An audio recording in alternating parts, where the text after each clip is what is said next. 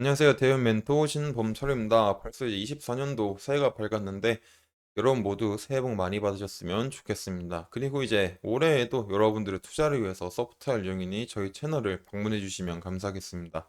그래서 이제 오늘 알아볼 기업은 태경케미칼인데 태경케미칼의 이제 이슈와 현재 주가가 어떻게 흘러가고 있는지 같이 알아보는 시간을 가지도록 하겠습니다. 그리고 이제 태경케미칼이 지난 시간에 이제 매출액이 증가를 했다. 근데 이 매출액이 증가했을 때 이제 주요 원인은 이제 조선업이었죠. 조선업 같은 경우는 액체탄소를 약 이제 60, 액체탄소 수량 중에 약 60%를 차지하게 되는데 이런 조선업이 10년 만에 슈퍼사이클 호황을 맞으면서 이제 태경케미칼이 이제 국내 주요 조선업 3사에 납품하다 보니 이런 매출액 증대 효과가 있었다라는 점이었습니다. 그래서 이런 매출액 증대가 이제 지난해보다 이제 22% 증가했고 영업이익은 약 98% 증가했다. 그로 인해서 영업이익 그래서 이제 순이익이 약 200억 원 정도 증가했다라는 점이었죠. 그리고 또 하나 볼 거는 이제 반도체예요, 반도체. 근데 이제 태경케미칼이 반도체에 대한 사업을 하는 게 아니기 때문에 굳이 막 그렇게 딥하게 들어가서 얘기하진 않겠습니다. 하지만 현재 반도체에서 기대할 수 있는 거는 이제 올해 업황이 조금 개선될 거다라는 기대감이 있죠. 이런 기대감이 왜 생겼냐라고 하면은 여러분들도 다 아시다시피 지난해 하반기부터 단행된 이런 메모리 감산 효과가 본격화되면서 업황 부진의 요인이었던 이런 재고 과잉이 점점 이제 해소가 될 거다라는 점이겠죠. 그리고 재고 해소가 더불어서 이런 인공지능 시장의 확대로 인해서 이런 반도체의 수요가 많아질 예정이다라는 거겠죠. 그렇기 때문에 이제 반도체 수출이 역시 늘고 있고 이제 올 상반기부터는 이제 생산량이 조금 늘어나지 않을까라고 우리가 생각을 할 수가 있겠죠. 물론 다시 이제 생산량이 늘어나고 공급 과잉이 된다면 메모리 가격 상승이 탄력을 받아서 다시 약해질 전망이 있지만 이런 점은 굳이 현재 다루진 않겠습니다. 근데 여기서 이제 문제가 되는 게 바로 이거예요. 이 미중 테크 전쟁. 그럼 미중 테크 전쟁에 대해서 다시 간단하게 살펴보면 결국에 이제 미국이 첨단 반도체를 타깃으로 삼아서 중국을 압박을 했고 이번엔 또 이제 범용 반도체를 규제를 해서 중국을 압박을 하고 있는 중이죠. 그래서 작년에 이제 미국이 이런 첨단 반도체로 중국을 압박을 했을 때 중국이 취했던 전략이 이제 이런 이제 갈륨과 베르마늄에 대한 수출 통제였죠. 그리고 이제 이번에는 이제 흑연과 이제 리튬에 대한 통제를 하겠다라고 하는 입장이고요. 그리고 이제 이 갈륨과 게르마늄 같은 경우는 이제 반도체, 디스플레이 뭐 이런 데 많이 쓰인다고도 지난 시간에 얘기를 했고요. 그래서 이런 수출 통제를 하다가 다시 이제 수출을 시작하긴 했습니다. 근데 하지만 최근에 수출했을 때 이 독일 같은 경우에 수출했는데 이제 수출량이 이제 13분의 1 정도만 했기 때문에 굉장히 이제 미미하다라는 점이겠죠. 그리고 미국의 지속적인 압박이 들어온다면 갈륨과 게르마늄에 대한 수출 통제도 지속적으로 이어갈 가능성이 있고 그렇기 때문에 이거를 대체할 수 있는 이제 회사가 굉장히 수혜를 입을 수 있다. 그리고 그게 태경 케미칼이었죠.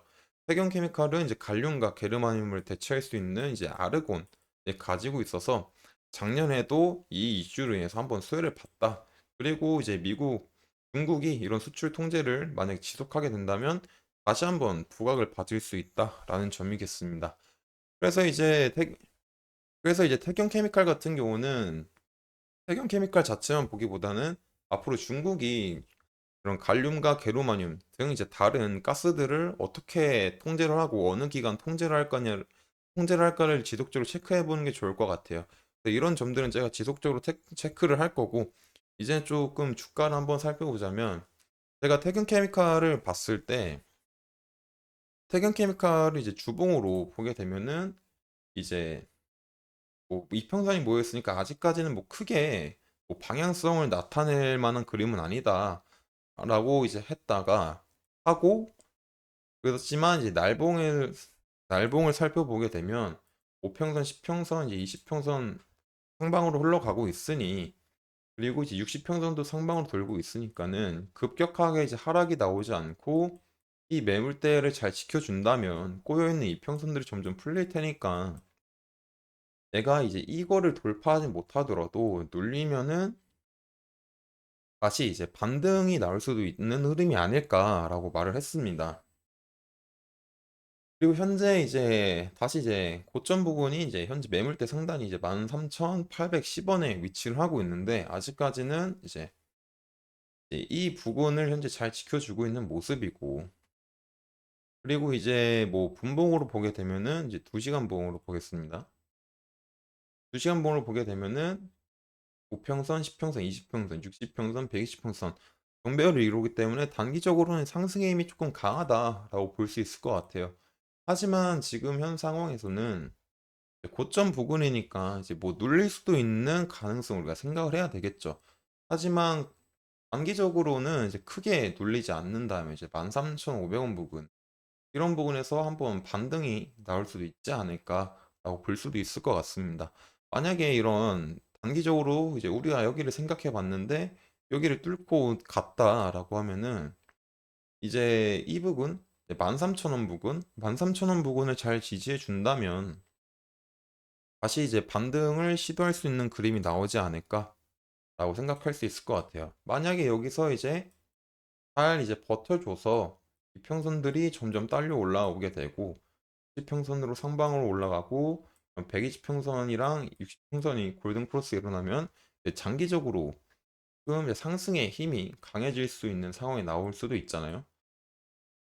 그래서 이런 것들도 이제 체크해 보면 좋을 것 같고, 만약에 이제 상승을 했을 때는 이런 부분들 15,000원 부근에서는 이제 매물대가 있으니까 살짝 조금 조심하는 것도 좋지 않을까라고 생각을 합니다.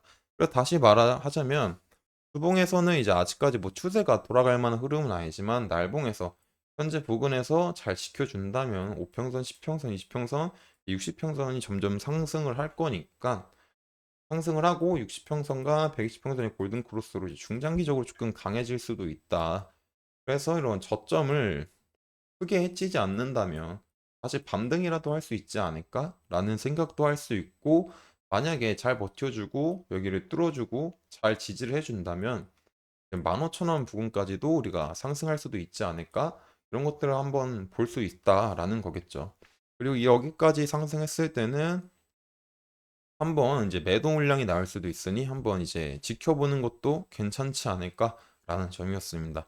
그래서 이제 태경 케미칼에 대한 이제 이슈와 이제 차트 흐름까지 알아봤고, 이제 추가적인 변동성이나 새로운 이슈는 제가 꾸준히 지속적으로 체크를 해서 여러분들 알려드릴 테니까 태경 케미칼에 관심 있으신 분들은 제 영상을 시청해 주시면 감사하겠습니다.